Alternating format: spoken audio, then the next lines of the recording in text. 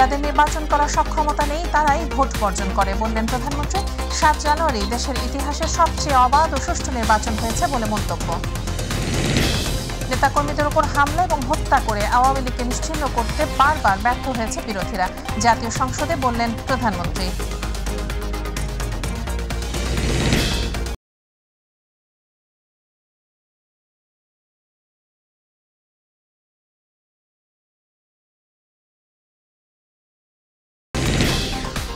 তীব্র দাবদাহের পর চট্টগ্রাম সহ কয়েকটি জেলায় স্বস্তির বৃষ্টি।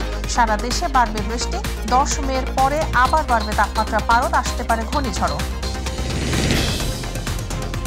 ভুয়া মৃত্যু সনদ তৈরির মামলায় আলোচিত মিল্টন সমাদার 3 দিনের রিমান্ডে। মানব পাচার সহ আরো 2টি মামলা, জিজ্ঞাসাবাদে সব বেরিয়ে আসবে বলছে ডিবি। দর্শক শুনছিলেন সংবাদ শিরোনাম, এবার বিস্তারিত। ৭ জানুয়ারি দেশের ইতিহাসে সবচেয়ে অবাধ, সুষ্ঠু ও নিরপেক্ষ নির্বাচন হয়েছে বলে মন্তব্য করেছেন প্রধানমন্ত্রী শেখ হাসিনা। তিনি বলেছেন, যাদের নির্বাচন করার সক্ষমতা নেই তারাই ভোট বর্জন করে। সকালে গণভবনে থাইল্যান্ড সফর নিয়ে সংবাদ সম্মেলনে তিনি এসব কথা বলেন। অতি বাম ও অতি ডান মিলে সরকার উৎখাতে ষড়যন্ত্র করছে, কিন্তু জনগণের সাড়া পাচ্ছে না। 14 দলীয় জোট আরও সক্রিয় হবে বলে জানিয়েছেন আওয়ামী লীগ সভাপতি। আরও জানাচ্ছেন রাকিব হাসান। দ্বিপাক্ষিক সফরে থাইল্যান্ডের প্রধানমন্ত্রীর আমন্ত্রণে ইউএনএসকেপের ৮০তম অধিবেশনে যোগদান সহ 6 দিনব্যাপী থাইল্যান্ড সফরের আদ্যপ্রান্তে তুলে ধরতেই গণভবনে প্রধানমন্ত্রী শেখ হাসিনার এই সংবাদ সম্মেলন। সামগ্রিকভাবে বাংলাদেশের অর্থনৈতিক স্বার্থ সুরক্ষা এবং আঞ্চলিক সম্পৃক্ততা বৃদ্ধির জন্য বাংলাদেশের বিশেষ প্রয়াস হিসেবে এই সফরটি সফল ও ফলপ্রসূ হয়েছে বলে আমি মনে করি। লিখিত বক্তব্য শেষে সাংবাদিকদের প্রশ্নের জবাব দেন তিনি। বলেন, জনগণের ভোটের অধিকার নিশ্চিত করেই অনুষ্ঠিত হয়েছে জাতীয় নির্বাচন। আমার শক্তি হচ্ছে দেশের জনগণ। কাজে জনগণের শক্তির উপরে আমি সবসময় বিশ্বাস করেছি এবং আমি এটাও বিশ্বাস করেছি যে জনগণ যতক্ষণ চাইবে ততক্ষণই থাকবো ক্ষমতায়, কারণ আমরা জনগণের ভোটেই নির্বাচিত হয়ে এসেছি। আমাদের দল তো কোনো ওই অবৈধভাবে ক্ষমতা দখলকারী কোনো ডিক্টেটর, মিলিটারি ডিক্টেটরের পকেট থেকে বের হয়নি। কাজে এখানে জনগণের ইচ্ছার প্রতিফলনটাই ঘটেছে। এখন যারা গণতন্ত্র নাই, ভোটের অধিকার নাই বলে, তারাই তো ভোটের অধিকার মানুষের কেড়ে নিয়েছিল, এটাই তো তারা ভুলে যায়। দ্রব্যমূল্যের ঊর্ধ্বগতি রোধে সরকারের চেষ্টা রয়েছে জানিয়ে প্রধানমন্ত্রী কথা বলেন উপজেলা নির্বাচন নিয়েও। আমাদের কথা হচ্ছে ইলেকশনটা প্রভাব মুক্ত যেন হয়, প্রভাব মুক্ত যেন হয়, মানুষ যেন স্বাধীনভাবে ভোটটা দিতে পারে, সেটাই হচ্ছে আমাদের লক্ষ্য। আবার আমাদের আওয়ামী লীগ যেহেতু আমরা করি, আমাদের অনেকে তো পরিবারে অনেকে তো দীর্ঘদিন ধরে একটা জায়গায় তারা আগেই নির্বাচন করে, মানে যিনি এমপি হয়েছেন তার বহু আগে থেকে নির্বাচন করে, কেউ ইউনিয়ন বোর্ডের চেয়ারম্যান বা ইউনিয়ন কাউন্সিলের চেয়ারম্যান, কেউ উপজেলা চেয়ারম্যান, সেরকম তাদের তো ট্র্যাডিশনালি আছে। তাদেরকে আমরা মানা করি কী করে? তবে হ্যাঁ, এটা ঠিক যে হয়তো এক জায়গায় বউকে দিল, আর এক জায়গায় ছেলেকে দিল, আর এক জায়গায় এগুলি আসলে ঠিক না। কর্মীদেরও মূল্যায়ন করা উচিত। আমি সেটাই বলতে চেয়েছি আমাদের নেতা কর্মীদেরকে, যে কর্মীদেরও মূল্যায়ন করা উচিত এবং সেখানে সব কিছু নিজেরাই নিয়ে নেব, একটা আর আমাদের নেতা কর্মীদের জন্য কিছু রাখবো না, এটা তো হয় না। যুদ্ধ পরিস্থিতিকে উস্কে দেয়া আবার মানবাধিকার নিয়ে কথা বলা আমেরিকার দ্বৈত নীতির সমালোচনা করেন সরকার প্রধান। এক জায়গায় মানুষ খুন করলে তারপর আবার তাদেরকে আবার টাকাও দেওয়া হয়, অস্ত্রও দেওয়া হয়, মানুষ হত্যা। আবার অপর জায়গায় দেখা গেলো যে মানবাধিকার নিয়ে। তো এই যে মানবাধিকার সংস্থাগুলি, আমাদের দেশেও তো কত মানবাধিকারের বিরাট বিরাট প্রবক্তারা আছে, তারাও চুপ কেন? সেটা আমারও প্রশ্ন। আমি তাদের কাছে জিজ্ঞেস করি যে তারা চুপ কেন, এখন কথা বলে না কেন, বা তারা ব্যবস্থা নেয় না কেন? বা এতগুলি সংস্থা, সেই সাংবাদিক থেকে শুরু করে সবার জন্য তো বিরাট বিরাট আন্তর্জাতিক সংস্থা, কিছু হলে বাংলাদেশে কিছু হলেই তো তারা খুব সোচ্চার, এখন কেন চুপ? রাজনৈতিক জোট 14 দলের সাথে খুব শীঘ্রই বৈঠক হবে বলেও জানান আওয়ামী লীগ সভাপতি। 14 দল তো অবশ্যই আছে, থাকবে না কেন? তাদের সাথে আমাদের সবসময় যোগাযোগ আছে, যোগাযোগ নেই তা তো না। এখন 2-4 জন বিক্ষিপ্ত কী বলছে আমি জানি না, কিন্তু আমাদের যিনি সমন্বয় করেন আমির হোসেন আমু সাহেবের উপরেই দায়িত্ব দেওয়া আছে দলের পক্ষ থেকে, তিনি যোগাযোগটা রাখেন এবং আমি খুব শীঘ্রই তাদের সাথে আবার বৈঠকও করব। রাকিব হাসান, মাই টিভি, ঢাকা। আমাদের উপদেষ্টা কমিটি। শুরু হয়েছে দ্বাদশ জাতীয় সংসদের দ্বিতীয় অধিবেশন। প্রথম দিনেই সংসদে উত্থাপিত হলো শোক প্রস্তাব। ঝিনাইদহের সংসদ সদস্য আব্দুল হায়ার মৃত্যুতে শোক প্রস্তাবের ওপর আলোচনা করেন সংসদ নেতা প্রধানমন্ত্রী শেখ হাসিনা।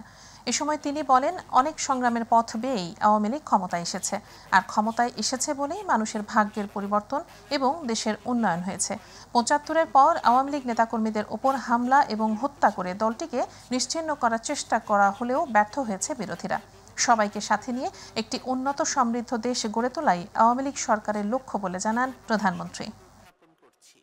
সদস্য স্কুল জীবনেই সার্বিক উন্নয়নে তার যে আন্তরিকতা ছিল, এবং আমি যখন 2009 সালে সরকার গঠন করি তখন মৎস্য প্রাণী সম্পদ মন্ত্রণালয়ের প্রতিমন্ত্রীর দায়িত্ব তাকে দিয়েছিলাম ওই অঞ্চলটায় যাতে আমাদের কৃষি উৎপাদন বা এই মৎস্য উৎপাদন সমস্ত উৎপাদন হয়, সেই সাথে সাথে সারা বাংলাদেশে অত্যন্ত আন্তরিকতার সাথে তিনি দায়িত্ব পালন করেছেন। বাংলাদেশের বিভিন্ন অঞ্চলেও গেছেন মৎস্য উৎপাদনের বৃদ্ধি করার ক্ষেত্রে। সেই সময় থেকে আমরা যে কাজগুলি করেছিলাম তাতে তার অত্যন্ত আন্তরিকতার সাথে তিনি দায়িত্ব পালন করেছিলেন। আসন্ন উপজেলা নির্বাচনে যারা অংশ নেবেন তারা আওয়ামী লীগকে শক্তিশালী করতে চায় এবং জনবিচ্ছিন্ন সরকারের পক্ষেই কাজ করছে মন্তব্য করে এই নির্বাচনে বিএনপির কেউ অংশ নিলে তাদের বিরুদ্ধে সাংগঠনিক ব্যবস্থা নেওয়া হচ্ছে বলে জানিয়েছেন দলটির সিনিয়র যুগ্ম মহাসচিব রুহুল কবির রিজভী। রাজধানীর বাড্ডায় তাপদাহে শ্রমজীবী মানুষের মাঝে সুপেয় পানি এবং খাবার স্যালাইন বিতরণ অনুষ্ঠানে তিনি এসব মন্তব্য করেন। জাতীয় নির্বাচনে ভোটারদের মতো উপজেলা নির্বাচনও প্রত্যাখ্যান করার আহ্বান জানান বিএনপির এই নেতা। জানুয়ারির নির্বাচন বর্জন করেছে, এই দামি উপজেলা নির্বাচন বর্জন করেছে। আমাদের যদি কেউ এই নির্বাচনে অংশগ্রহণ করে তাদের বিরুদ্ধে সাংগঠনিক ব্যবস্থা নেওয়া হবে। এটি দামি নির্বাচন, এই নির্বাচন প্রত্যাখ্যান করবে। জরুরি স্বাস্থ্য পরীক্ষার জন্য বিএনপি চেয়ারপারসন বেগম খালেদা জিয়াকে রাজধানীর এভার কেয়ার হাসপাতালে ভর্তি করা হয়েছে। বুধবার রাত 10টায় তাকে হাসপাতালে ভর্তি করা হয়। বেগম খালেদা জিয়ার ব্যক্তিগত চিকিৎসক ডাক্তার AZM জাহিদ হোসেন জানান, খালেদা জিয়া বর্তমানে চিকিৎসকদের পর্যবেক্ষণে রয়েছেন। তার বেশ কিছু পরীক্ষা নিরীক্ষা করা হয়েছে। সবশেষ গত 31 মার্চ খালেদা জিয়ার শারীরিক অবস্থার অবনতি হলে তাকে রাজধানীর এভার কেয়ার হাসপাতালে নেওয়া হয়। এরপর তাকে হাসপাতালে CCUতে ভর্তি করা হয়। সেখানেই তার পরীক্ষা নিরীক্ষা ও চিকিৎসা চলে। পরে 2 এপ্রিল তাকে বাসায় নেওয়া হয়। দেশনেত্রী বেগম খালেদা জিয়া রয়েছেন, ওনার যে স্থায়ী চিকিৎসা যেটি করলে উনি হয়তো দীর্ঘ সময় ভালো থাকতেন, দীর্ঘ সময় কর্মক্ষম থাকতে পারেন, দীর্ঘ সময় সুস্থ থাকতে পারেন, সেই চিকিৎসা করার জন্য আজকেও চিকিৎসকরা বলেছেন যত দ্রুত সম্ভব ওনাকে দেশের বাইরে লিভার রিপ্লেসমেন্ট, লিভার ট্রান্সপ্লান্টেশন অথবা আর্টিফিশিয়াল লিভার রিপ্লেসমেন্টের যে ব্যবস্থা। তীব্র তাপদাহের পর অবশেষে চট্টগ্রামে এসেছে স্বস্তির বৃষ্টি। সবচেয়ে বেশি বৃষ্টি হয়েছে কুতুবদিয়ায় 28 মিলিমিটার। তবে বিভিন্ন অঞ্চলে বয়ে যাওয়া তাপপ্রবাহের মধ্যেও আজ থেকে বৃষ্টি হতে পারে বলে জানিয়েছেন আবহাওয়াবিদ AKM নাজমুল হক। বৃষ্টির ফলে তাপমাত্রা কিছুটা কমে আসলেও 10 মের পরে তা আবার বাড়তে পারে। এছাড়া চলতি মাসে হতে পারে ঘূর্ণিঝড়ও। আবহাওয়ার আরও খবর জানাচ্ছেন আবু সাইদ অপু। তীব্র গরমে ওষ্ঠাগত জনজীবন,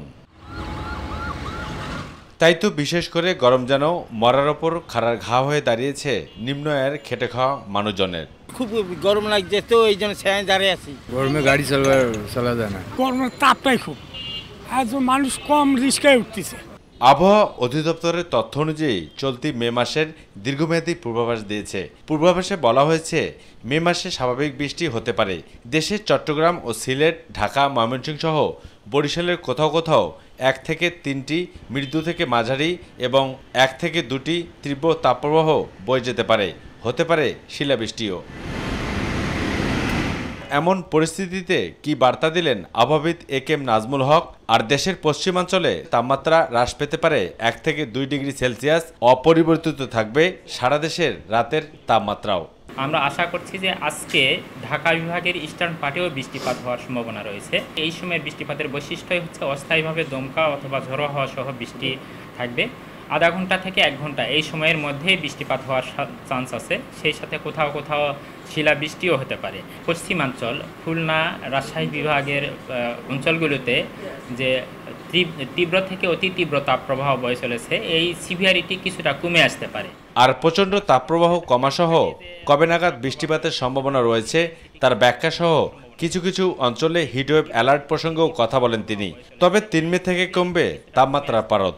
আর আমরা আশা করছি যে ঢাকা বিভাগে যে তাপপ্রবাহ রয়েছে সেটাও ইন্টেন্সিটি কিছুটা কমে আসার সম্ভাবনা রয়েছে। 3 তারিখের পরে ঢাকা থেকে ইস্টার্ন পার্টে বৃষ্টিপাত হওয়ার সম্ভাবনা রয়েছে এবং সেই এলাকাগুলোতে হিটওয়েভ এরিয়া কমে যেতে পারে। দেশের চলমান তাপপ্রবাহ থেকে রক্ষা পেতে হলে আবহাওয়া অধিদপ্তরের যে পূর্বাভাস দেওয়া হয়েছিল আগামীকালকা থেকে বৃষ্টিপাত এবং কালবৈশাখী ঝড় হবে, সেটি যদি হয় তাহলে জনমনে কিছুটা হলেও স্বস্তি ফিরে আসবে, এমনটাই মনে করছেন আবহাওয়াবিদরা।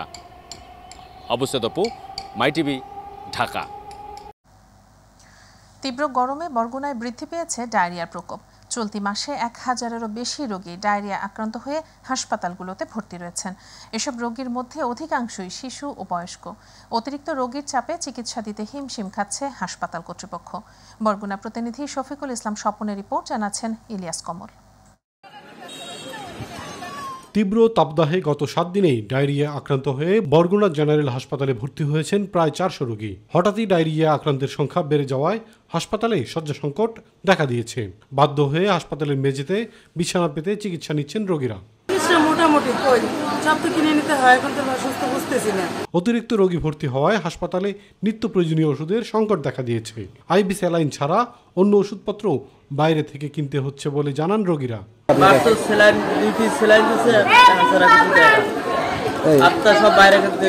হঠাৎই ডায়রিয়ার প্রকোপ বেড়ে যাওয়ায় সেবা দিতে হিমশিম খাচ্ছে হাসপাতাল কর্তৃপক্ষ। পর্যন্ত গত 1 মাসে 1300-র মতো ডায়রিয়া রোগী এখানে ভর্তি হয়েছে এবং চিকিৎসা নিয়ে সুস্থ হয়ে ফিরেছে। এখানে শিশু এবং বৃদ্ধ রোগীর ডায়রিয়ার প্রকোপই বেশি। তাপমাত্রা কমে এলে গরমজনিত রোগের প্রাদুর্ভাব কমবে আশা চিকিৎসকদের। ইলিয়াস কমল, মাই টিভি। এবার পাবলিক ভিউ। গেল কয়েক সপ্তাহ ধরে প্রচণ্ড তাপদাহে অতিষ্ঠ রাজধানীবাসী। গরমের তীব্রতায় হাঁসফাঁস অবস্থা তাদের, আর ধীর গতির বাতাসের সাথে আগুনের হলকা তো রয়েছেই। আবু সাইদ অপুর আরেকটি রিপোর্ট।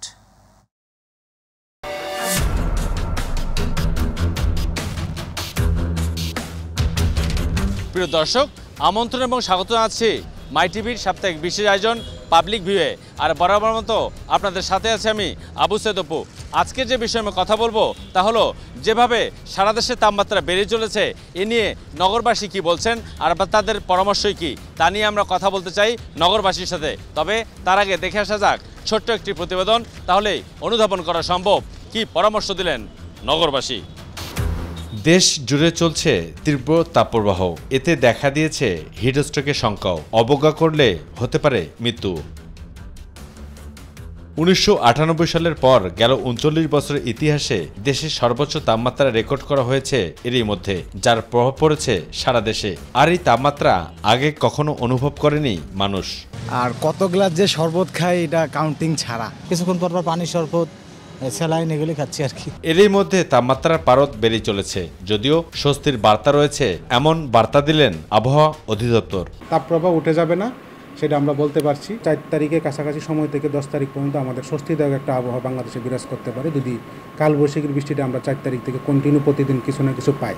তবে এমন প্রেক্ষাপটে কি পরামর্শ দিলেন নগরবাসী, আর কিভাবে বা তাপমাত্রাকে নিয়ন্ত্রণ করা সম্ভব? তীব্র তাপদাহে মানুষ কষ্ট পাচ্ছে, এর থেকে মুক্তির একমাত্র উপায় আমি মনে করি সমন্বিত বৃক্ষরোপণ কর্মসূচি জোরদার করা উচিত। জলবায়ুর পরিবর্তন না আসা পর্যন্ত এই তাপমাত্রার কোনো পরিবর্তন হবে না আর কি। প্রতিটা জায়গায় জায়গায় পানি ছিটানোর ব্যবস্থা করতে হবে। আজকে থেকে 100 বছর আগে গাছপালা যে হিসেবে ছিল, এখন ওইসব গাছপালা নাই, এখন গাছপালা দড়ি কাটা ফেলাইতেছে, এই জন্য বেশি সমস্যা হইতেছে। সরকার একটা পরিকল্পিত নগর করার জন্য বিল্ডিং বা গ্লাসের বিল্ডিংগুলো বন্ধ করা উচিত। প্রিয় দর্শক, এই ছিল আজকে আমাদের পাবলিক ভিউয়ের বিশেষ আয়োজন। দেখা হবে পরবর্তীতে নতুন কোনো নাগরিকদের প্রত্যাশা প্রাপ্তি, সংগতি কিংবা অসঙ্গতির গল্প নিয়ে। সে অপেক্ষায় ভালো থাকুন, সুস্থ থাকুন, আর সবসময় চোখ রাখুন মাই টিভিতে। জাল মৃত্যু সনদ তৈরির অভিযোগে মিরপুর মডেল থানার মামলায় child and old age care আশ্রমের চেয়ারম্যান মিল্টন সমাদ্দারের 3 দিনের রিমান্ড মঞ্জুর করেছেন আদালত। বৃহস্পতিবার তাকে আদালতে হাজির করে পুলিশ। এরপর তাকে 7 দিনের রিমান্ডে নিতে আবেদন করেন তদন্ত কর্মকর্তা ডিবি পুলিশের উপপরিদর্শক মোহাম্মদ কামাল হোসেন। শুনানি শেষে ঢাকার অতিরিক্ত চিফ মেট্রোপলিটন ম্যাজিস্ট্রেট তোফাজ্জল হোসেনের আদালত তার 3 দিনের রিমান্ড মঞ্জুর করেন। মিল্টন সমাদ্দারের বিরুদ্ধে এখন পর্যন্ত 3টি মামলা দায়ের করা হয়েছে। বুধবার রাতে রাজধানী মিরপুর এলাকায় অভিযান চালিয়ে মিল্টন সমাদ্দারকে গ্রেপ্তার করে ঢাকা মহানগর গোয়েন্দা পুলিশ। প্রসিকিউশন পক্ষ থেকে যে অভিযোগ তুলেছে যে ধারা হলো 420, 467, 468, 471, 420 মানে প্রতারণা। আমি কারো কাছে প্রতারণা করেছি এইরকম কোনো কমপ্লেইন নাই। 467, 68, 471 এই ধারার কোনো স্পেসিফিক অভিযোগ এই মিল্টন সমাদ্দারের বিরুদ্ধে নাই। দর্শক, মাইটিভি সংবাদে নিচ্ছে বিরতি, ফিরে এসে জানাবো।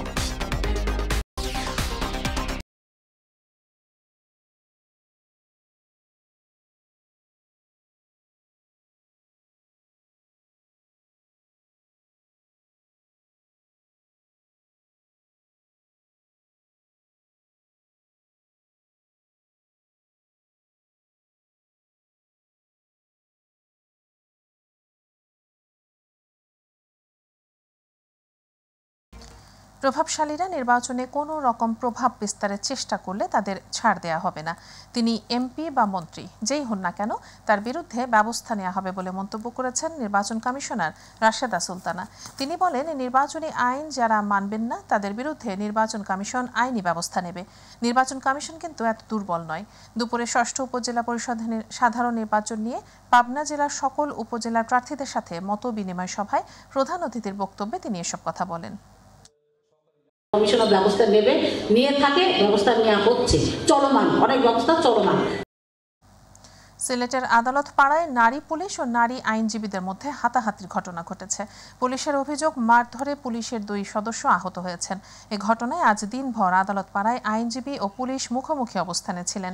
আইনজীবীরা আদালত চত্বরে মিছিল সমাবেশও করেছেন। প্রত্যক্ষদর্শীরা জানায়, দুপুরে শাহপরান থানা GRO এর SI শামীমা খাতুনের কাছে সিলেট জেলা আইনজীবী সমিতির সদস্য কাজী সেবা বেগম একটি মামলার নথি দেখতে চান, কিন্তু শামীমা খাতুন নথি দেখাতে রাজি হননি। এ সময় SI শামীমা খাতুন ও তার পাশে থাকা কনস্টেবল বিউটি পুরকায়স্তের সাথে বাগবিতণ্ডায় জড়ান অ্যাডভোকেট কাজী সেবা বেগম। এ সময় তাদের মধ্যে হাতাহাতি শুরু হয়। এ ঘটনার পর 2 পক্ষের মধ্যে উত্তেজনা ছড়িয়ে পড়ে। এ নিয়ে কয়েক দফা হাতাহাতির ঘটনায় পুরো আদালত পাড়া উত্তপ্ত হয়ে ওঠে। ঊর্ধ্বতন কর্তৃপক্ষকে অবহিত করেছি এবং এখানে আদালতের যারা বারের সভাপতি, সেক্রেটারি সহ মহানগর দায়রা জজ মহোদয় এবং জেলা দায়রা জজ মহোদয়কে আমরা অবহিত করেছি। ভোক্তা পর্যায়ে LPGর নতুন দাম নির্ধারণ করেছে সরকার। এ দফায় 12 কেজি সিলিন্ডারের দাম 1442 টাকা থেকে 49 টাকা কমিয়ে 1393 টাকা নির্ধারণ করা হয়েছে। বৃহস্পতিবার নতুন এ দাম ঘোষণা করে বাংলাদেশ এনার্জি রেগুলেটরি কমিশন। সন্ধ্যা থেকেই এ দাম কার্যকর হয়। আর এর আগে এপ্রিল মাসে 12 কেজি সিলিন্ডারের দাম 40 টাকা কমিয়ে 1442 টাকা নির্ধারণ করা হয়েছিল। ঘোষণায় জানানো হয়, বেসরকারি LPG রিটেইলার পয়েন্টে ভোক্তা পর্যায়ে মূসক সহ মূল্য প্রতি কেজি 116 টাকা নির্ধারণ করা হয়েছে। রেটিকুলেটেড পদ্ধতিতে তরল অবস্থায় সরবরাহকৃত বেসরকারি LPGর মূসক সহ মূল্য প্রতি কেজি 112 টাকা নির্ধারণ করা হয়েছে। এছাড়া ভোক্তা পর্যায়ে অটো গ্যাসের মূল্য নির্ধারণ করা হয়েছে 63 টাকা 92 পয়সা।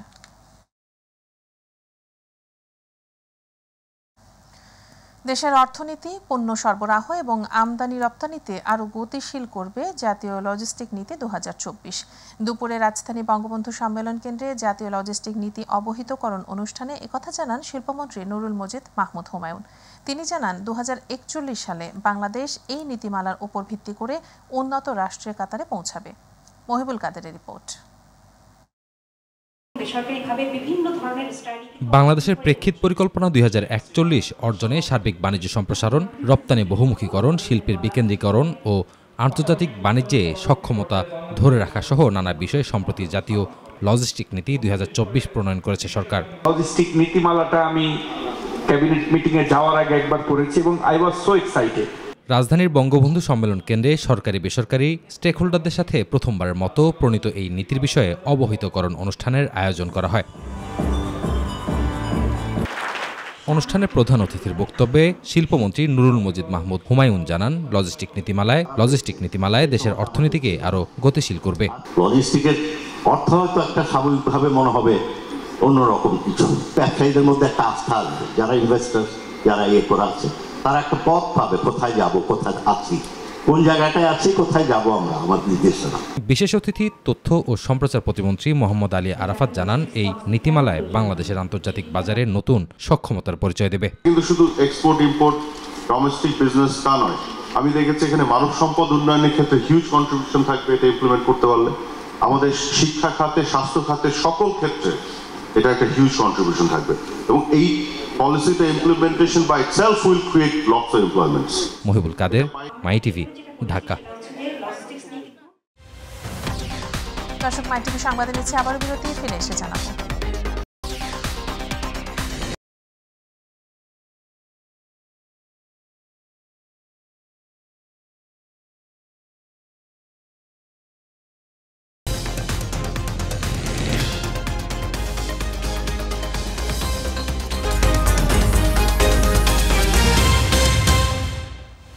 বিরতির পর আবারও স্বাগত, আপনারা দেখছেন মাই টিভি সংবাদ।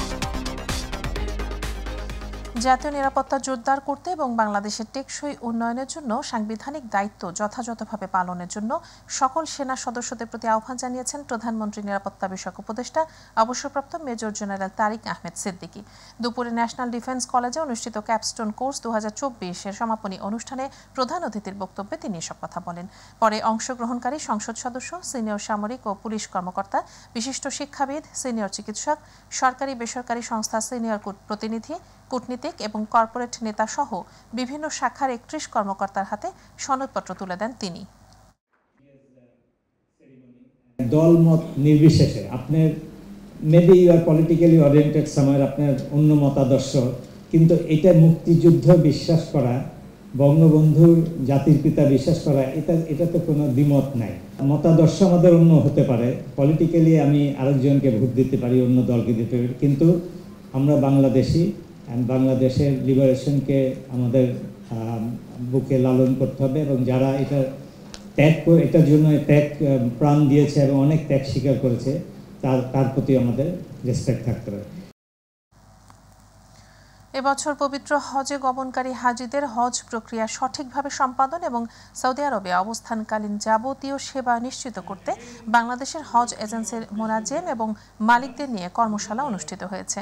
হাবের প্রেসিডেন্ট শাহাদাত হোসেন তসলিমের সঞ্চালনায় রাজধানী ডিপ্লোমা ইঞ্জিনিয়ার্স ইনস্টিটিউটে কর্মশালায় সৌদি আরবের হজ ও উমরাহ মন্ত্রণালয়ের প্রশিক্ষকগণ বিভিন্ন বিষয়ে প্রশিক্ষণ প্রদান করেন। সম্মিলিত প্রচেষ্টায় এবছরও সঠিক ব্যবস্থাপনার মাধ্যমে হজযাত্রীরা হজ সম্পাদন করতে পারবেন বলে প্রত্যাশা করেন তারা। সৌদি হজ ও উমরাহ মন্ত্রণালয় আমাদেরকে এখানে ওনাদের কর্মকর্তাদেরকে পাঠিয়েছেন আমাদেরকে বিষয়গুলি অবহিত করার জন্য। আমি আশা করি এতে আমরা উপকৃত হব। تعني مرحبا حسن في حقيبة ترحاب سنتحدث عن مصطلح يدعى الذكاء العاطفي. All of us want to have this Hajj successful. We want everyone to be very happy. এর সাথে সংবাদের শেষ প্রান্তে আমরা যাবার আগে আরো একবার জানিয়ে দিচ্ছি সংবাদ শিরোনামগুলো।